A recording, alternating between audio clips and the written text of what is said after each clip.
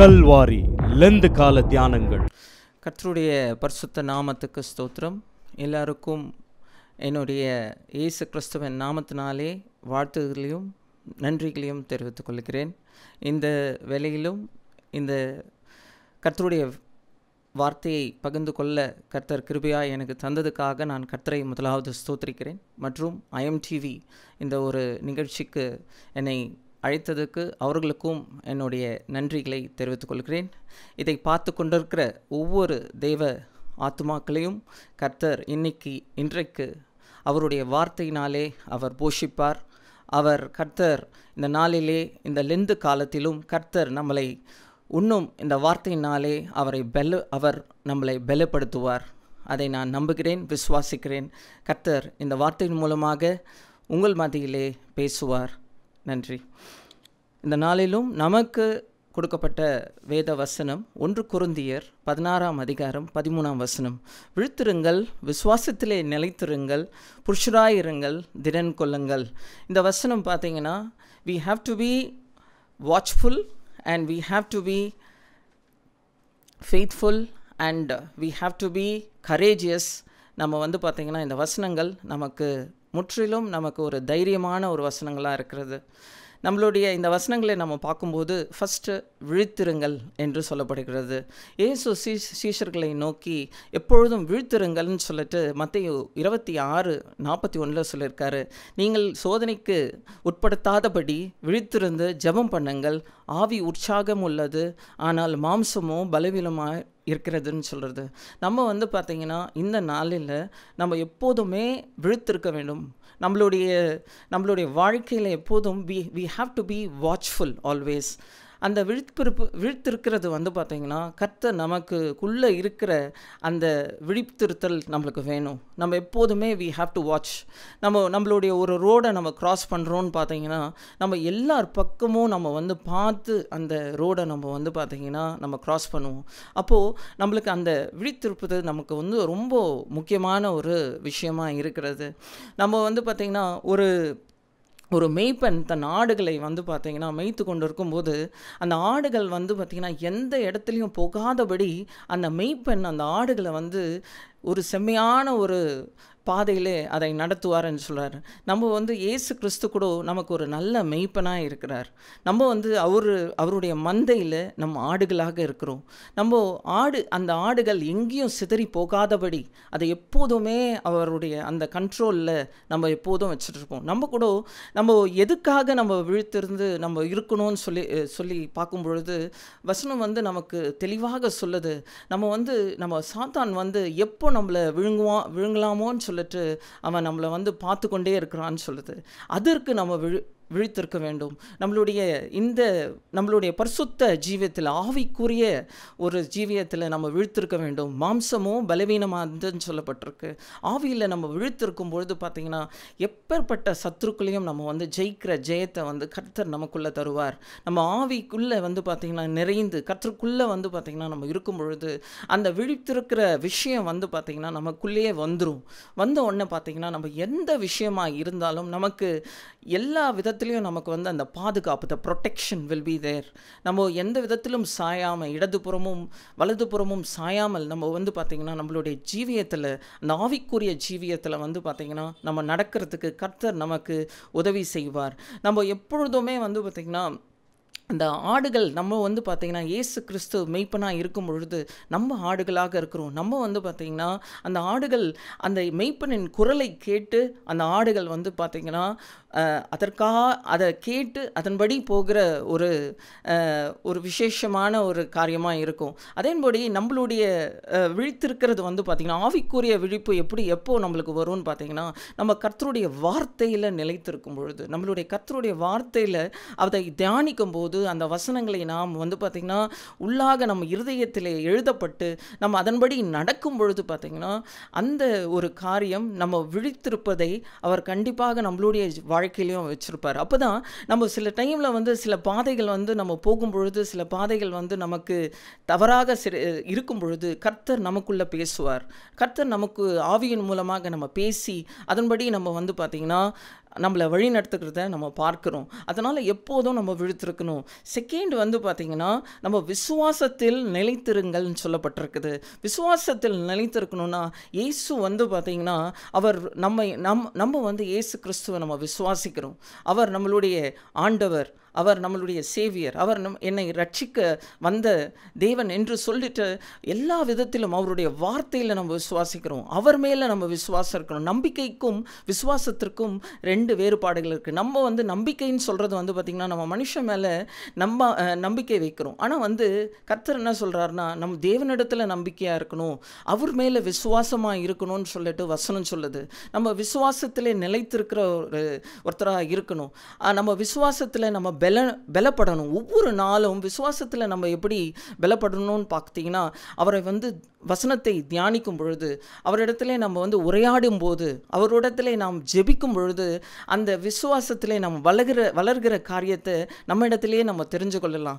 நம்ம வந்து பார்த்திங்கன்னா, நம்ம மனுஷன் மேலே விசுவாசிக்கிறதோடு தேவன் மேலே விசுவாசமாக இருக்கணும்னு சொல்லிட்டு வசனம் சொல்லுது. எப்பொழுதும் விசுவாசித்தால் தேவனுடைய மகிமையை காண்பீர்கள்னு வசனம் சொல்லுது. விசுவாசித்தால் மரித்தவனும் பிழைப்பான் என்று வசனம் சொல்லுது.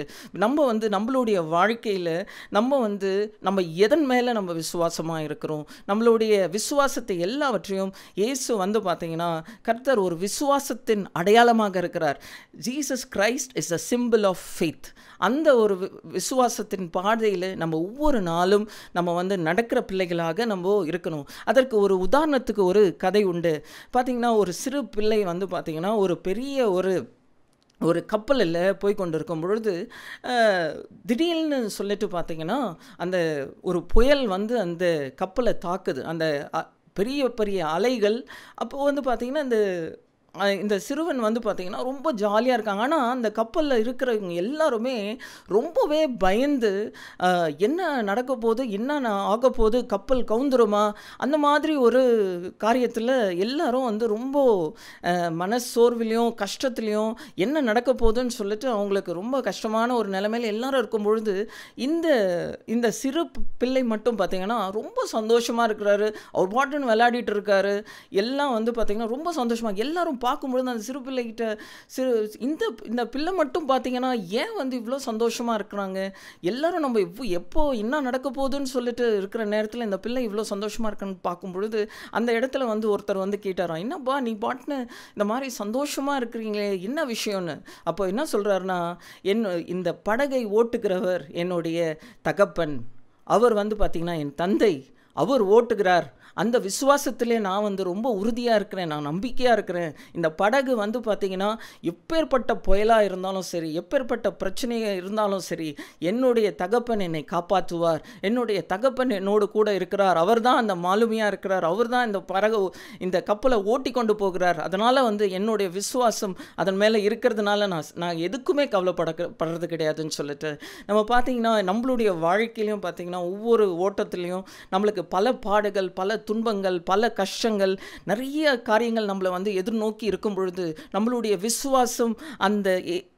விசுவாசம் இயேசு கிறிஸ்துவின் மேலே இருக்கும் பொழுது, அவரை நோக்கி இருக்கும் பொழுது, அந்த சிலுவை அந்த பாடுகளின் மத்தியிலும் அவர் வந்து பார்த்திங்கன்னா இந்த லெந்து இந்த காலத்திலே நம்மளுடைய விசுவாசத்தை நம்ம இன்னும் வந்து பார்த்திங்கன்னா அதிகரித்து கொள்ளணும், நம்மளுடைய விசுவாசத்தை இன்னும் பலப்படுத்தி கொள்ளணும். அப்போ இயேசு கிறிஸ்துவை நம்ம நோக்கி அந்த விசுவாசம் இருக்கிறத வந்து பார்த்திங்கன்னா இருக்கும் பொழுது நம்மளுடைய எல்லா பிரச்சனைகளும் எல்லா காரியங்களும் கர்த்தர் நம்ம கூட இருந்து நம்மை பலப்படுத்துவாருன்னு நம்ம பார்க்குறோம். அடுத்ததாக வந்து பார்த்திங்கன்னா இந்த புருஷராய் இருங்கள்னு சொல்லிட்டு நம்ம பார்க்கும்போது we have to be strong. First வந்து நம்ம பார்த்தது வந்து stand firm in the faith. அப்புறம் வந்து பார்த்திங்கன்னா be courageous. நம்ம எப்பொழுதும் விசுவாசத்திலே நிலைத்திருக்க வேண்டுமா இருக்கிறது. அப்புறம் வந்து பார்த்திங்கன்னா we have to be புருஷராய் இருங்கள்னு சொல்லும்போது பார்த்திங்கன்னா நம்ம we have to be strong. அவருடைய ஆவியில் நம்ம வந்து பலப்படணும். நம்ம பார்த்திங்கன்னா மாம்சமோ பலவீனமாக இருக்கிறது, ஆனால் மாம்சமோ பலவீனமாக இருக்கிறது, ஆவியோ பலம் உள்ளதுன்னு நம்ம பார்க்குறோம். அப்போது நம்ம வந்து ஆவியில் நம்ம பலப்படுத்தணும். நம்ம எல்லா காரியத்திலையும் we have to be courageous. நம்ம எல்லா ஒரு விஷயத்திலையும் தேவன் எனக்கு முன்பாக போகிறாரு. யோசுவா கூட பார்த்திங்கன்னா அவர் எப்பொழுதும் அவர் வந்து பார்த்திங்கன்னா அவர் தேவன் சொல்கிறபடி அவரோட அந்த பலத்தோடு அவர் எல்லாவற்றையும் செஞ்சார். மோசே கூட பார்த்தீங்கன்னா தேவன் அந்த வனாந்தரத்தில் நடக்கும்போது தேவன் அவரோடு மேக ஸ்தம்பத்தின் மூலமாகவும் அக்னி ஸ்தம்பத்தின் மூலமாகவும் அந்த இஸ்ரேல் ஜனங்களை வழிநடத்தும் போது தே ஆர் எவ்ரிபடி கரேஜஸ். ஏன்னா தேவன் எனக்கு முன்பாக போகிறார். அந்த விசுவாசத்திலே நம்ம எப்பொழுதுமே இருக்கும் பொழுது நம்மளுடைய சில டைமில் வந்து பார்த்திங்கன்னா நமக்கு வருகிற நெருக்கடிகள், நம்மளுக்கு வருகிற பிரச்சனைகள் மூலமாக சில டைமில் நம்ம சோர்ந்து போகிறது உண்டு. நம்ம வந்து நம்மளுடைய வாழ்க்கையில் நாம் எப்பொழுதும் வந்து சோர்ந்து போகாமல் கர்த்தர் மேலே நம்ம அந்த எல்லா பாடுகளையும் நம்ம வந்து பார்த்திங்கன்னா அவர் மேலே நம்ம வந்து விட்டுட்டு நம்ம வந்து அவர் என்னை வந்து நடத்துகிறார், அவர் என்னை வழிநடத்துகிறார் என்ற அந்த விசுவாசத்திலே நாம் நிலைத்திருக்கும் பொழுது அந்த தைரியம் நம்மளுக்கு வரும். அப்போ அந்த கரேஜ் நம்மளுக்கு வரும். சில டைமில் வந்து நிறைய பேர் இந்த நாட்களில் பார்த்திங்கன்னா எக்ஸாம் எழுதி கொண்டு இருப்பீங்க. அந்த எக்ஸாம் எழுதும்போது நான் படித்ததெல்லாம் எனக்கு ஞாபகம் வருமா, நான் மறந்து போயிடுவேனா, எனக்கு நான் யோசித்த அந்த கொஸ்டின்ஸ் எல்லாம் வருமா அப்படின்னு சொல்லிட்டு ஒரு சந்தேகத்தில் நம்ம போவோம். ஆனால் அந்த சந்தேகத்தை வந்து கண்டிப்பாக நம்ம கர்த்தரிடத்தில் நம்ம வந்து ஜெபித்து அந்த காரியத்தில் நம்ம போய் நம்ம செய்யும் பொழுது பார்த்தீங்கன்னா அந்த பலனை நமக்கு கொடுப்பாரு. யுத்த காலத்தில் வந்து பார்த்தீங்கன்னா குதிரைகள் ஆயத்தமாக இருக்கும், ஆனால் ஜெயமோ கர்த்தரால் வரும் என்று சொல்லப்பட்டிருக்கிறது. என்னை பலப்படுத்துகிற கிறிஸ்துவினாலே எல்லாவற்றையும் செய்ய எனக்கு பலன் உண்டுன்னு சொல்லிட்டு வசனம் சொல்லுதுங்க. பார்த்தீங்கன்னா இந்த ஒரு பலனை கர்த்தர் நமக்கு கொடுப்பாரு. இந்த உலகத்தில் வந்து பார்த்தீங்கன்னா நம்மளுக்கு நிறைய உபத்திரங்கள் உண்டு, நமக்கு வேதனைகள் உண்டு, ஆனால் கர்த்தர் எல்லாவற்றையும் ஜெயித்தேன் என்று சொல்றாரு. அந்த விசுவாசத்திலே நம்ம இருக்கும் பொழுது கர்த்தர் நமக்கு ஒரு பலனை தருவார், நம்மளுக்கு ஒரு கரேஜை தருவார். எதையும் வந்து தானியேல் கூட பார்த்தீங்கன்னா அந்த சிங்கம் கர்ஜிக்கிற கபியில போட்டாலும் அந்த தானியேலின் விசுவாசம் தேவனிடத்தில் இருந்தது. அவர் வந்து அந்த இடத்திலும் அவர் பாதுகாத்தார். அந்த மாதிரி நம்மளுடைய வாழ்க்கையிலும் ஒரு தானியேல் போல, ஒரு மோசேயை போல, ஒரு யோசுவாவை போல, ஒரு எலியாவை போல மாற்றம் நம்மளுக்கு வரணும்னா கர்த்தரிடத்திலே நம்ம வந்து எல்லாவற்றிலும் அவருடைய வார்த்தையிலே நிலைத்திருந்து அந்த வார்த்தையிலே நாம் போகும் பொழுது கர்த்தர் நம்மை பலப்படுத்துவார். நம்ம பலவீனத்திலே என் பலன் பூர்ணமாய் விளங்கும்னு சொல்கிற வசனம் சொல்லுது. நம்ம எப்பொழுதுமே வந்து நம்மளுடைய பலவீன நேரத்தில் கர்த்தரை நம்ம வந்து பார்த்திங்கன்னா நோக்கி பார்க்கும் பொழுது அவர் நம்மை பலப்படுத்துவார், அவர் நம்மை தாங்குவார். அவர் என்ன சொல்கிறார்னா உன்னை தாங்குவேன், உன்னை தப்புவிப்பேன் என்று சொல்கிறாரு. அப்போ வந்து நம்மளை தாங்குவதற்கும் தப்புவிக்கிறதுக்கும் கர்த்தர் நம்மோடு இருக்கிறார். யாக்கோபின் தேவன் நமக்கு உயர்ந்த அடைக்கலமாக இருக்குதுன்னு வசனம் சொல்லுது. நம்ம வந்து பார்த்தீங்கன்னா நம்ம அவருடைய சட்டையின் கீழே நம்ம வந்து பார்த்தீங்கன்னா அடைக்கலமாக இருக்கிறோம். சங்கீதம் 91 நம்ம பார்க்குறோம். சங்கீதம் வந்து ஆபத்து காலத்திலே நமக்கு அனுகூலமான துணையுமாக இருக்கிறான்னு சொல்லிட்டு நம்ம வந்து பார்த்தீங்கன்னா சங்கீதம் 46:1 நம்ம பார்க்குறோம். நம்ம வந்து பார்த்தீங்கன்னா இரவிலே வரும் பயங்கரத்துக்கும் பகலில் வரும் எல்லா துன்பத்துக்கும் அவர் காப்பார் தப்புவிப்பார்னு சொல்லிட்டு சங்கீதம் 121 பார்க்குறோம். அந்த தாவீது வந்து பார்த்திங்கன்னா அவருடைய அந்த சங்கீதக்காரனில் நம்ம வாசிக்கும் போது எப்பேற்பட்ட பாடுகளிலும் எப்பேற்பட்ட நிந்தைகளிலும் கர்த்தரை நோக்கி அவருடைய பார்வைகள் இருந்தது. அவருடைய எல்லா விசுவாசத்திலே அவர் வந்து நிலைத்திருந்ததை நம்ம பார்க்குறோம். நம்ம சில நேரங்களிலே நம்ம வந்து பார்த்திங்கன்னா நம்மளுக்கு இருக்கிற அந்த பலன் வந்து போனாலும் கர்த்தரிடத்தில் நம்ம ஜெபிக்கணும். கர்த்தரிடத்தில் தினந்தோறும் ஜெபிச்சு ஆண்டவரே எனக்கு ஒரு பலனின் ஆவியை கொடுங்க, பலவீன ஆவியை என்னிடத்துலேருந்து எடுத்து போடுங்கன்னு சொல்லிட்டு நம்ம ஜெபிக்கணும். அப்படி ஜெபிக்கும் பொழுது பார்த்திங்கன்னா நமக்கு வந்து பார்த்திங்கன்னா கர்த்தர் ஒரு பெரிய பலத்தை கொடுப்பார். நம்ம வந்து பார்த்திங்கன்னா அவரிடத்துல நம்ம காத்திருக்கிறவங்க எப்போவுமே என்ன பண்ணுங்களாம், கட்டுகள் செட்டை அடித்து பறக்கிறது போல் அந்த பலத்தை வந்து அவர் கொடுப்பேன்னு சொல்கிறாரு. அப்பேற்பட்ட பலத்தை நமக்கு தர வல்லவராக இருக்கிறாரு. நம்ம எப்பொழுதும் வந்து பார்த்திங்கன்னா நம்மளுடைய வாழ்க்கையிலையும் நம்ம we have to be courageous. நம்ம வந்து பார்த்திங்கன்னா நம்ம எப்பொழுதும் பலவீனமாக இருந்தாலும் நம்ம கர்த்தரிடத்தோ கூட இருக்கும் பொழுது நம்மை கர்த்தர் வந்து பலப்படுத்துகிறார். அவர் எப்பொழுதும் நம்ம கூட இருந்து நம்ம எல்லா விதத்திலும் நம்மை தப்புவிக்க வல்லவராக இருக்கிறார். நெக்ஸ்ட் வந்து பார்த்திங்கன்னா திடன் கொள்ளுங்கள். நம்ம வந்து பார்த்திங்கன்னா நம்மளுடைய வாழ்க்கையில் நம்ம வந்து எந்த விஷயத்தை வந்து நம்ம திடன் கொள்ளும்படியாக இருக்கணும். we have to be strong. நம்ம வந்து அவருடைய ஆவியிலே நாம் பலப்பட வேண்டும். பவுல் எபேசியர் 6:10 சொல்லும்போது கடவுளுடைய வல்லமை வந்து பார்த்திங்கன்னா எனக்கு பலமாக இருக்கிறதுன்னு சொல்லிட்டு அவர் சொல்கிறாரு. நம்மளுடைய வாழ்க்கையில் நிறைய நேரத்தில் வந்து பார்த்திங்கன்னா நமக்கு சோர்வுகள் உண்டு, நம்மளுக்கு கஷ்டங்கள் உண்டு. நம்மளுடைய கண்ணீர் பாதையிலும் பார்த்திங்கன்னா நம்ம வந்து தேவனுடைய பலத்தை வந்து நம்ம வந்து பெற்றுக்கொண்டு அந்த பலத்தோடு நம்ம ஓடும்போது நம்ம எப்பேற்பட்ட ஒரு விஷயத்தையும் நம்மளால் செய்ய முடியும். நமக்கு தோல்விகள் வந்து பார்த்திங்கன்னா கிறிஸ்துவின் வாழ்க்கை வந்து ஒரு வெற்றியுள்ள வாழ்க்கை என்று சொல்லப்படுகிறது. கிறிஸ்துவோடு வாழ்கிற வாழ்க்கை, கிறிஸ்துவோடு ஓடுகிற ஓட்டம். நம்ம வந்து பார்த்திங்கன்னா நம்ம அந்த ரேஸில் ஓடும்போது நம்ம முடிவு பரிந்தும் நிலைத்திருப்பவனே ரட்சிக்கப்படுவான். அந்த ரேஸில் நம்ம எப்போதும் வந்து ஓடும்போது பார்த்திங்கன்னா நிறைய காரியங்கள் நம்மளுக்கு இடையூறலாக இருக்கும், நம்மளுக்கு நிறைய கஷ்டங்களை கொடுக்கும். அந்த மாதிரி பிரச்சனைகள் இருக்கிற நேரத்தில் எப்போதும் வந்து பார்த்திங்கன்னா நம்ம வந்து ரொம்ப ஸ்ட்ராங்காக இருக்கிறதுக்கு கர்த்தருடைய அந்த ஸ்ட்ரென்த்தை நம்மளுக்கு கொடுப்பாரு.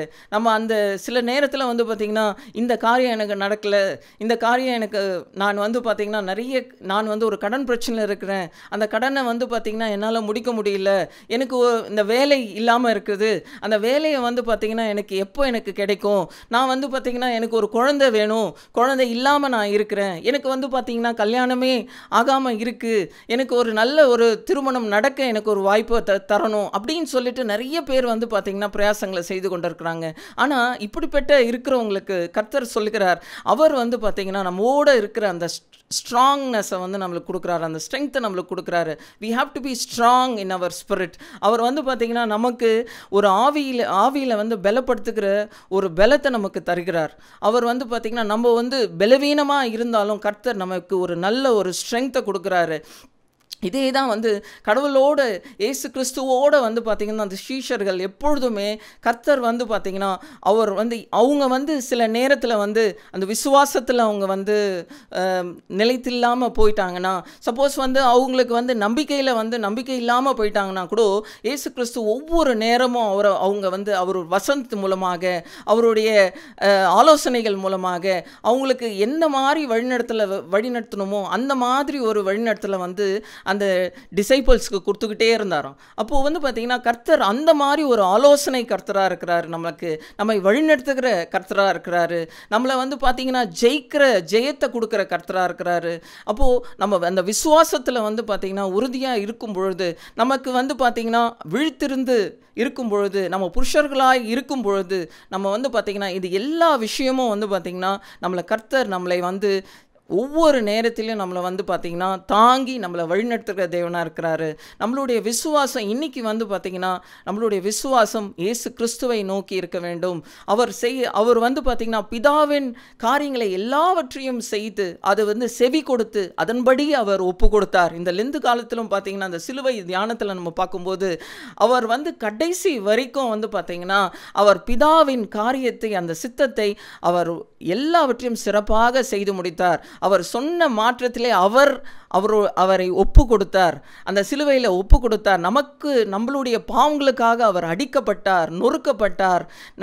நமக்கு வந்து பார்த்திங்கன்னா அந்த காரியங்களை அவர் செய்யும் பொழுது நாம் இன்றைக்கு இயேசு கிறிஸ்துவுக்காக நம்மளுடைய வாழ்க்கையில் நாம் என்ன செய்து கொண்டு இருக்கிறோம், நம்ம வந்து பார்த்திங்கன்னா நம்ம எல்லா காரியமும் நம்மளுடைய சொந்த ஜீவியத்தை நோக்கி நம்ம பார்க்கணும். உலக பிரமாணமாக காரியங்களில் நம்ம ஓடுகிற ஒரு நம்ம இருக்கிறோன்னா இன்றைக்கி வந்து கர்த்தர் நம்மை நோக்கி கேட்கிறது என்னன்னா, நம்ம எதை குறித்து நாம் கவலைப்படுகிறோம், எதை குறித்து நாம் பாரமாக இருக்கிறோம், எதை நோக்கி நாம் போய் கொண்டிருக்கிறோம், இந்த கேள்விகளை நாம் எப்பொழுதும் நம்மளுடைய வாழ்க்கையில் கேட்டுட்டு இருக்கும்போது கர்த்தர் இதுக்கு எல்லாத்துக்கும் பதிலாக இருக்கிறார். நமக்கு ஒரு விஷயம் சொல்கிறாங்க, நம்ம நிறைய இடத்துல வந்து பார்த்திங்கன்னா எல்லாத்துக்குமே வந்து பார்த்திங்கன்னா அந்த நிறைய கொஸ்டின்ஸ் நம்மளுக்கு வரும். நிறைய கொஸ்டின்ஸ் அறிவியலை நோக்கி இருக்கலாம், ஒரு உலகத்தின் எந்த ஒரு காரியத்திலையும் பார்த்திங்கன்னா எல்லாத்துக்குமே ஆன்சர்ஸ் வந்து நம்மளுக்கு இந்த பரிசுத்த வேதாகமத்தில் இருக்குதுன்னு சொல்கிறாங்க.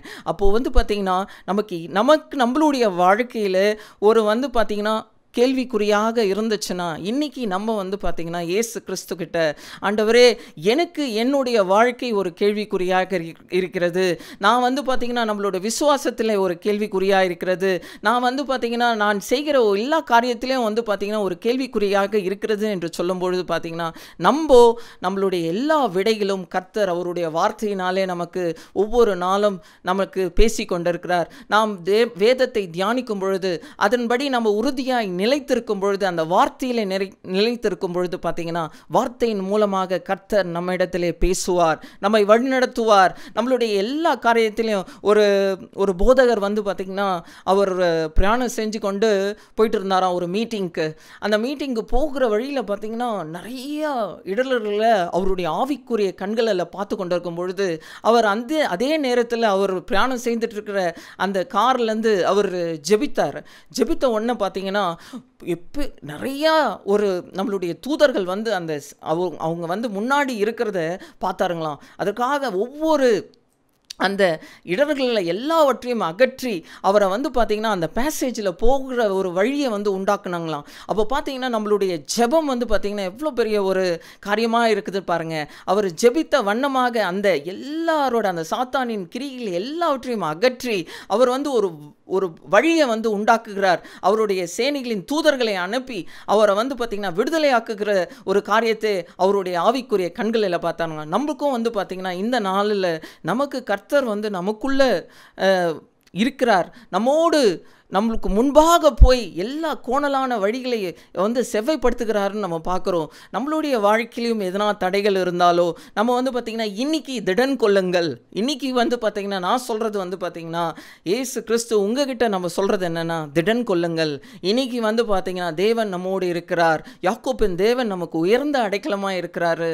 நம்மளுடைய வாழ்க்கையில் நம்ம ஒவ்வொரு நேரத்திலும் நம்ம வாசிக்கும் பொழுது, வேத வசனத்தை வாசிக்கும் பொழுது நம்மளுடைய இருதய பலகையிலே நாம் எழுதி கொள்ளணும். அதன்படி நம்ம வந்து பார்த்திங்கன்னா நடக்கும் பொழுது கர்த்தர் எல்லாவற்றையும் ஜெயமாய் மாற்றிக்கொள்வார். அதில் நம்மளுடைய ஒரு பாட்டு ஒன்று இருக்குது. அந்த பாட்டு வந்து பார்த்திங்கன்னா விசுவாசத்தை வந்து குறித்து ஒரு பாடல். அதை நான் உங்ககிட்ட நான் பாடணும்னு விரும்புகிறேன். விசுவாசியின் காதில் பட இயேசு என்ற நாமம், விருப்பாயவர் செவியில் தோனி இனிப்பாகுது பாசம். விருப்பாயவர் செவியில் தோனி இனிப்பாகுது பாசம். பசித்த ஆத்துமாவை பசியாற்றும் மன்னனதுவே, முசிப்பாறுதல் இலை தோர்க்கெல்லாம் மூற்றும் மன்ற பெயரே. விசுவாசியின் காதில் பட இயேசு என்ற நாமம், விருப்பாயவர் செவியில் தோனி இனிப்பாகுது பாசம். நம்மளுடைய இந்த விசுவாச ஓட்டத்திலே நம்ம வந்து பார்த்திங்கன்னா கர்த்தர் மேலே விசுவாசமாக இருக்கும் பொழுது கர்த்தர் நமக்கு திடன் கொள்கிற ஒரு காரியத்தை நமக்கு செய்வார். நம்ம எப்பேற்பட்ட பாடுகளிலும் எப்பேற்பட்ட பிரச்சனையிலும் கர்த்தரை நோக்கி நம்ம பார்க்கும் பொழுது அவர் என்ன சொல்கிறார்? என்னை நோக்கி பார்க்கிறவர்கள் என்றைக்கும் வெட்கப்பட்டு போவதில்லைன்னு சொல்கிறாரு. நம்ம என்றைக்கும் நம்ம வந்து பார்த்திங்கன்னா அந்த ஒரு விசுவாசத்தின் பாதையில் நம்ம நடக்கணும். ஒரு கிறிஸ்துவ ஜீவியம் வந்து பார்த்திங்கன்னா பல பாடுகளிலே போனாலும் கர்த்தர் நம்மோடு இருக்கிறார். ஒரு உதாரணத்துக்கு ஒரு கதை இருக்குது. ஒருத்தர் வந்து பார்த்திங்கன்னா கடலுக்கு பக்கத்தில் அந்த மண்ணில் போய் கொண்டே இருக்கிறாரு. அப்போ பார்க்கும் பொழுது அவர் அந்த கடலில் வந்து பார்த்திங்கன்னா அவருடைய கால்களை மட்டும் பார்த்து கொண்டே இருக்கிறார். ஸோ நம்மளுடைய விசுவாசத்தில் நம்ம வளரணும். அதுதான் வந்து நம்மளுடைய இந்த வசனத்தின் மூலமாக நம்ம வந்து கற்றுக்கொள்கிறோம். இந்த 1 கொரிந்தியர் 16-13 நம்ம பார்க்கும் பொழுது மொத்தம் 4 காரியங்களே நம்ம குறித்து இவ்வளோ தூரம் தியானித்தோம். விழித்திருங்கள், விசுவாசத்திலே நிலைத்திருங்கள், புருஷராயிருங்கள், திடன் கொள்ளுங்கள். இந்த 4 விஷயங்களை வந்து நம்மளுடைய கிறிஸ்துவின் வாழ்க்கையிலே நம்ம வந்து பார்த்திங்கன்னா இந்த ஜீவியத்திலே நாம் பின்பற்றும் போது கர்த்தர் நம்மோடு நம்மை வழிநடத்துவார், நம்மை இன்னும் பலப்படுத்துவார், நம்மளை விசுவாசத்திலே நம்மை நடத்துவார், நம்மை வந்து பார்த்திங்கன்னா ஒரு திடன் கொள்கிற வாழ்க்கையாக மாற்றுவார்.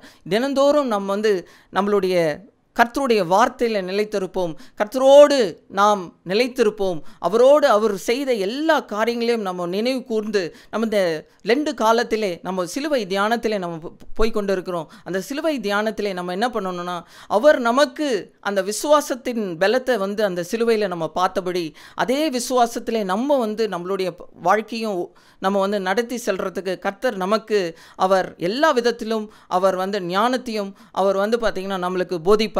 அதன்படி செய்யும் பொழுது நம்மளுடைய விசுவாச ஓட்டத்திலே நாம் நிலைத்திருக்கிற ஒரு ஆத்துமாக இருப்போம், அவருடைய சீடராக இருப்போம். நம்ம வந்து பார்த்திங்கன்னா எல்லாவற்றையும் விட்டு என்னோடு நடந்து வான்னு சொல்கிறாரு.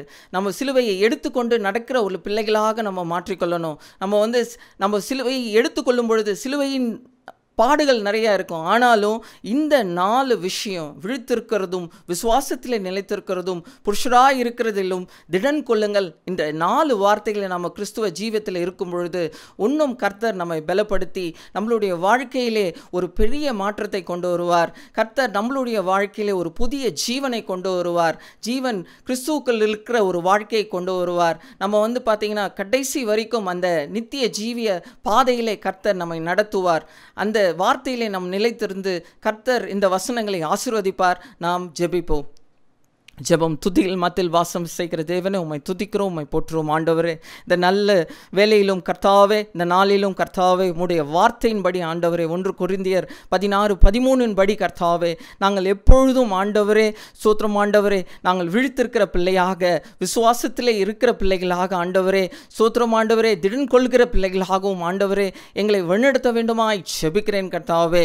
ஆண்டவரே ஸ்தோத்திரம். ஒவ்வொருவர்களையும் ஆண்டவரே இந்த வார்த்தையின் மூலமாக அவர்களை தொட்டதுக்காக நன்றி ஆண்டவரே. ஸ்தோத்திரமான ஒவ்வொரு பிள்ளைகளையும் ஆண்டவரே நீரே உமது விசுவாசத்தின் பாதையில் நடக்கிற பிள்ளைகளாக மாற்றும் ஆண்டவரே. உமது வேதத்திலே ஆண்டவரே அவர்கள் ஆண்டவரே நிலைத்திருக்கிற பிள்ளைகளாக மாற்றும் கர்த்தாவே. அவர்களுடைய ஜீவியத்தில் பாடுகள் எத்தனை பிரச்சனைகள் வந்தாலும் கர்த்தாவே நீர் அவர்களோடு இருந்து ஆண்டவரே அவர்களை வழிநடத்துகிற தேவன். அதற்காக நன்றி செலுத்துகிறோம் ஆண்டவரே. நீரே பெரிய காரியங்களை செய்யுங்க.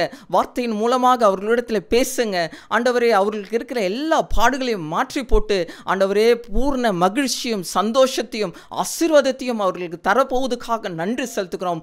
ஆம் என்றும் ஆமேன் என்றும் பதில் கொடுக்கிறோம் ஆண்டவரே. நீரே பெரிய காரியங்களை செய்யுங்க. காத்துக்கொள்ளுங்க, வழிநடத்துங்க. எல்லாவற்றையும் நசரேயனாகிய இயேசு கிறிஸ்துவின் நாமத்தில் எங்களுக்காக மரித்து உயிர்த்தெழுக்கிறேன் எங்கள் நல்ல பிதாவே. ஆமேன். தேங்க்யூ.